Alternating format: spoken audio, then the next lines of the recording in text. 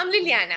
Welcome to MentorClick's Mentoring Soundbites, where we answer some of the most common and important questions professionals just like you ask about starting, managing, and growing their mentoring programs. In this video, a talent development leader from a global engineering company explains how to use mentoring to support the growth of high potential employees at your organization. We hope you find this video helpful. Be sure to like and subscribe for more mentoring best practices like this. High potentials were our first and our continuing target because we had a grassroots initiative called the Young Professionals. And these are individuals who've joined the firm with an average of 0 to 10 years of experience.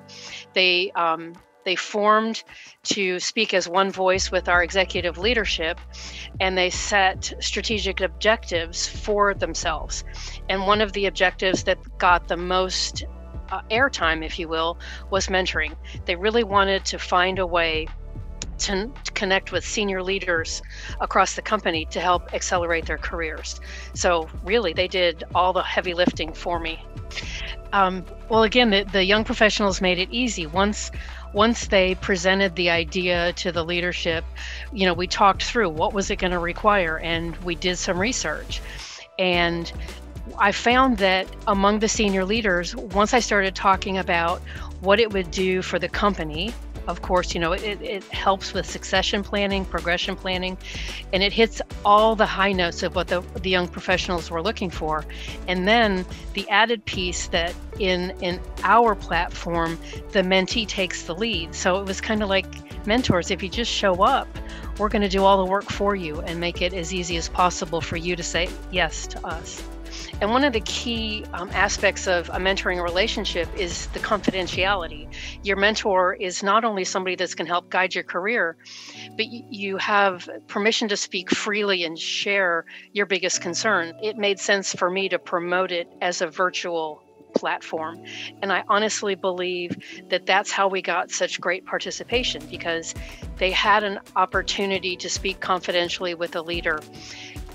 The other advantage that I learned once we launched our first cohort was our younger engineers don't typically travel. They work on projects around the world because we do a great job of work sharing, but they don't travel to offices very often. There's a small population that gets that opportunity.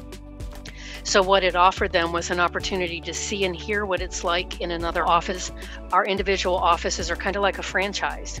We follow all the important rules and policies and things like that, but the culture of each office is shaped by the leadership there. So our mentees found it really valuable to hear what it's like in other offices. And then, of course, we incorporated video. In the beginning, it was a suggestion to help them connect because we choose to work with people, and seeing and connecting with their faces made a big difference. And then once we pivoted to work from home during COVID, they leveraged that even more because this was another connection that they could make. I use the resources and the milestones that are built into the mentoring relationship as touch points for the cohort. I host what I call quarterly focused learning discussions. And what we do is we pair it with the milestones. So for example, I host information sessions and I walk them through what it looks like. And then once the pairs are announced, the first thing that we do is we do our partnership agreement. In engineering, partnership agreements are part of launching a project. So I try to use terminology that is familiar to them. Do your partnership agreement. Here's how it helps you. Here's how it accelerates your relationship building and how we can manage expectations and focus on the work rather than who's doing or not doing what. At the same time, with each of those focused learning discussions, I show them how their activities are recorded and tracked. So we go through the partnership agreement. I do a show and tell. Then once the partnership is launched, we talk about goal setting. Goal setting is part of your employee life in general. So for me, it's like candy. I have these unscheduled opportunities to talk about why goals are important. And I walk through a quick goal setting presentation. MentorClick has done a great job of including things like what's a SMART goal and how to set it, tools that I've been using for decades. So I point them to my how to make goals work for you and how to set goals. And then I'm able to point them back to the resources in their dashboard. And we do it the same, later comes the mid-year check-in, which is a great opportunity to talk about feedback.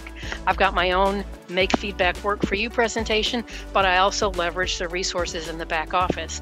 And at each of these touch points, we talk about how they're doing and how the time they invest is helping us to continue the program.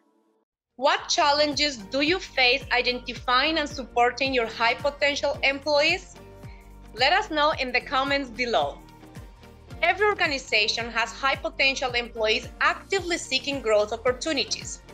They are critical talent resource that can be cultivated as a leadership channel.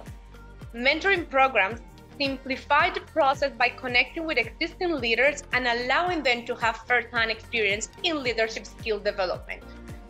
For even more mentoring tips, check out the links below the video or visit us at mentorclick.com. And don't forget to like and subscribe to get updated on mentoring best practices like this.